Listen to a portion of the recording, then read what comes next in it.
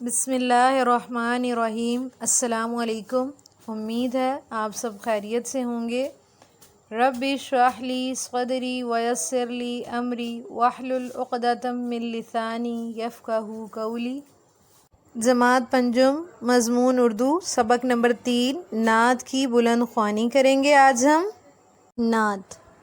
نبی دوسرے پیشوا بن کے آئے، محمد صلی اللہ علیہ وآلہ وسلم مگر مصطفیٰ بن کے آئے۔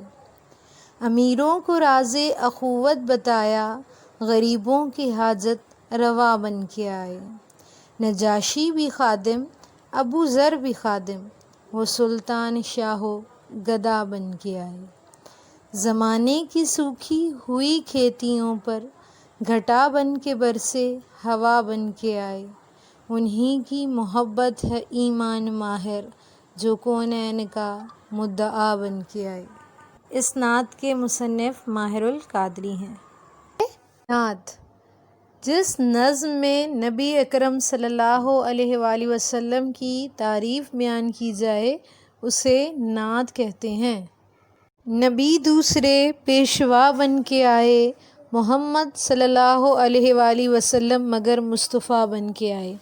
اس شعر میں ایک شاعر کہتے ہیں کہ رسول پاک صلی اللہ علیہ وآلہ وسلم سے پہلے جتنے بھی نبی آئے وہ راہبر بن کر آئے، جبکہ محمد صلی اللہ علیہ وآلہ وسلم ان تمام نبیوں میں انتخاب کیے ہوئے ہیں، اور جب بھی محمد کا نام لیا جاتا ہے تو ان پر درود پہنچایا جاتا ہے صلی اللہ علیہ وآلہ وسلم۔ امیروں کو راز اخوت بتایا، غریبوں کی حاجت روا بن کے آئے۔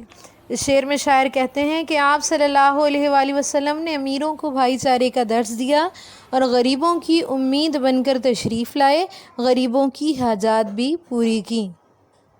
شعر نمبر 3۔ نجاشی بھی خادم، ابو ذر بھی خادم، وہ سلطان شاہ و گدا بن کے آئے۔ حبشہ کے بادشاہ کو نجاشی کہا جاتا ہے۔ نجاشی حبشہ کا بادشاہ بھی ایمان لا کر آپ کا خادم ہو گیا۔